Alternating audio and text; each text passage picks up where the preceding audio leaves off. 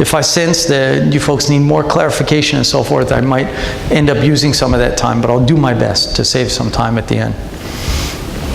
So as far as upstream design for TCO, what I'd really like you to think about is, first of all, getting a great price on a solicitation isn't enough. Getting the lowest TCO on a solicitation isn't enough. If you're doing this handoff model, give me the specs, give me the scope of work, I'll run with it, I'll take it, then you're missing an opportunity. You're missing a huge opportunity because you are making the presumption that the end user knows how to design for TCO. And so you really need to drive upstream influence on what is being purchased. And specification and scope of work design TCO for TCO is your biggest opportunity for breakthrough. I remember years ago, not so long ago, this was 2004, Mercedes came out with a class of car, a new class called the CLS. Have you seen it? It's still around. And I think they say it's the world's first four-door coupe. I don't know.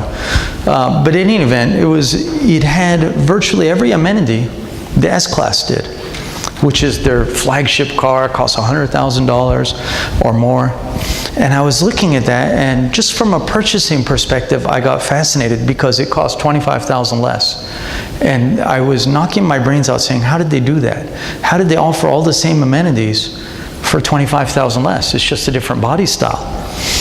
And I couldn't find any articles on it or anything, so I did some digging. What I found out was that, first of all, they reused an E-Class chassis, the platform for an existing car. So they reused something that was already there instead of innovating. Innovating costs money, right? Because you have to create new manufacturing equipment, new molding, new setup costs, all these kind of things, right? You have to design, engineering, testing, crash testing. Can everybody agree that that saves a lot of money using the same platform? So they did that. But that wasn't enough to explain it, so I kept digging. Then I found out that the CLS class then, I don't know about now, when it first came out, was not customizable. It was like the Ford Model T. What color do you want it in? Well, in that case, it was any color you want as long as it's black. But now, and that was Henry Ford's big joke, but what Mercedes said was, you tell us the color inside and out, the rest is standard. But we're going to pack it to the hilt with all the features. And so what that told me was, the S-Class moves slow in the manufacturing line because they have to look at, okay, this one has heated seats, this one also has cooled seats, this one has navigation, this one doesn't have navigation, this one has a leather steering wheel, this one has a wood steering wheel, this one, right? Do you see what's happening? You are going to have a very slow manufacturing line in order to support this kind of customization. But the CLS class could just get pumped out, and the only thing they had to stop to do was, what color's inside, what color's outside, let's go. And they shaved $25,000 off the price by doing these things. Let me say that differently. They shaved $25,000 off the cost. And when you take it out of the cost component and pass that on to the consumer, or in your case, whoever your next link is in the supply chain, well then that is the only true instance of win-win. It really is, right? Because when you compress supplier profit, you win, but I'm not sure how much the supplier wins unless you're giving them a lot more business as a consequence and they feel good about it. But do you see what I'm talking about here with this example? It wouldn't have happened unless there was an assessment of how do we influence the design for TCO. And so here's the innovation conundrum, and this is the problem I have with innovation, because innovation, first of all, is what makes Canada, what makes America and Western Europe and some of these countries great.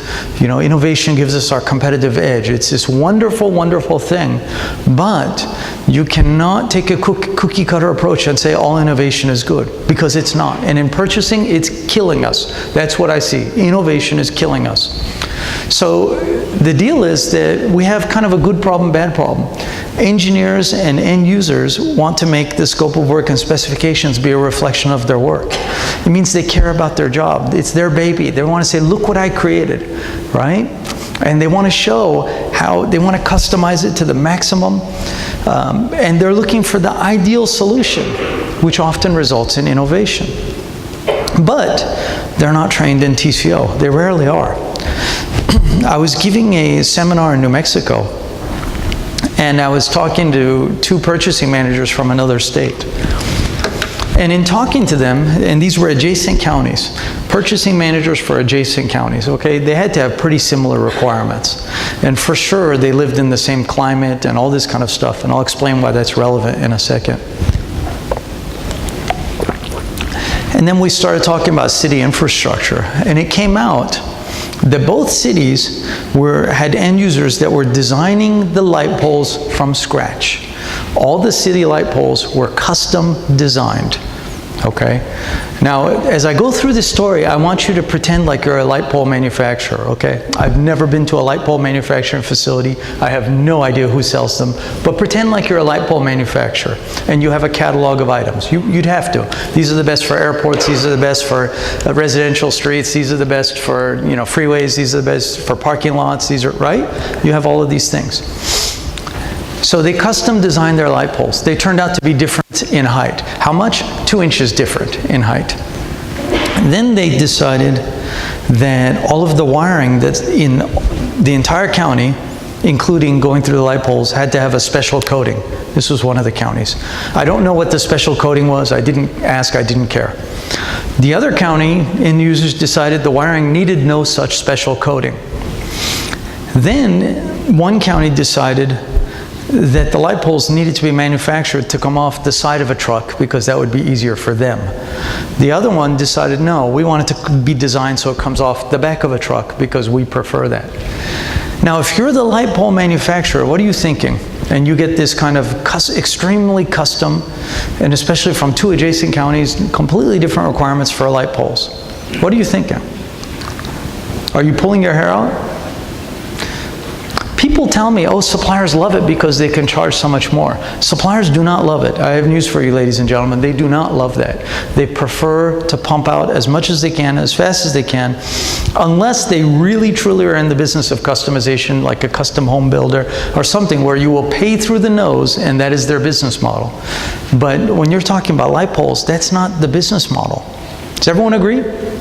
And so here's an opportunity. Now, purchasing can take the scope of work or specification and say, I got it, let me run with it and get the lowest total cost. But you're doing a huge disservice, in this case, to the taxpayers by accepting this level of innovation. It's not acceptable. And I'll tell you quickly, when I bought some land and I built my house on it, and I was looking at custom home specifications and costs. It was going to be about $225 a square foot. By going with another builder who was building instead about 50 homes a year, because custom home builders do about 2 or 3 a year. This person did 50 homes a year, and he had a set of standard specifications he'd been using and improving over time. And I got it for about what looks like a custom house and has all the same amenities, and you would never know it's not. I got it for about $100 a square foot less, right? And multiply that by 4,700 square feet. It adds up. The deal was, if I was to get a custom home spec, the first person who would have to live and breathe this design and the consequence of my design is me, and I'd have to pay for it. The first person to realize all the mistakes in the design would be me. Whereas by buying something that already existed, I actually got to walk into the house elsewhere and see it and feel it and make some changes. And I knew exactly what I was getting into. It was proven, it was tested, and over time, other people took all the kinks out of it and not me. So this idea of innovation being this wonderful thing is not this panacea. It's not. It's far better to take something that's proven, something that exists, a set of standard specifications, and to go from that. And so innovation has to solve a problem or capture an opportunity, and existing solutions are proven and can be improved. You can take a stool and turn it into a chair. And so the other thing I want you to understand, though, is you are in no position to challenge your end users. Zero. You cannot challenge your end users unless you've assessed and understood their organizational strategy. You have to understand where it is they're trying to go and what their success criteria is as an organization. And when I would teach this concept, I would always say jokingly, well, it doesn't apply everywhere. For instance, restrooms and things like that doesn't really apply. And then just recently, I was in Malaysia giving a seminar, and it was a 5-star hotel, and I went into the restrooms, and there was always 2 people in there cleaning all the time. And suddenly I realized the organizational strategy matters at every level. because they wanted their end users to always have a 5-star experience no matter where they were. Their organizational strategy included a 5-star experience end-to-end for the end users, and that included every aspect of where they were, because should they fail to provide that any place, then the experience was ruined and it would be inconsistent with the organizational strategy. So their scope of work had to reflect all the way down to janitorial what the organizational strategy was. So I realized I was wrong. It affects every aspect of how you do business. When you understand the end user's organizational strategy and what they want to accomplish, why they're buying it, then you can challenge them on how do these bells and whistles enable your organizational strategy? How does that innovation enable your organizational strategy? And doesn't this existing specification that we can use enable your organizational strategy? Do you see? That's when you can start challenging them. But until you have that and understand that, the end user will always be smarter than you, because they can always say some kind of technical mumbo jumbo, you know, that this is why we have to have it, right? This is why we need to have these bells and whistles. This is why we need to customize. This is why we need to do those things. So in the light pole case, if you understand exactly what they're trying to accomplish, you know, we need to have a radius of this amount of feet of light at this level of light and so forth, then you can go back and look at the catalog. This does that. Why do you need to customize it, right? Does everyone follow me? You have to understand what they're trying to accomplish and not just what they're trying to buy. And so here's what it is. There's a spectrum, okay? There's a spectrum that I want you to pay attention to. And the spectrum is you cannot focus on what they want to buy. You cannot. You have to go upstream and ask them, how will purchasing this? Now, I'm not saying don't talk about what they want to buy, but if you can't stay there, you have to talk about how will this enable organizational strategy and their key performance indicators. And only then can you challenge them on what it is that they want to buy and trying to identify upstream design for TCO opportunities. Everyone with me? And so the kind of things you would look at, getting rid of unnecessary bells and whistles. You know, and after all, engineers, I can say this, my brother's an engineer, they're kids who never grew up. They get to, you know, play with toys and designs and all these things, and they're just really, really smart. And so there's no fun in buying a standard specification or buying a catalog item or whatever. And I'll tell you how to get around that a little bit too. Using substitute materials, moving towards standard components, reusing existing proven specs and scope of work.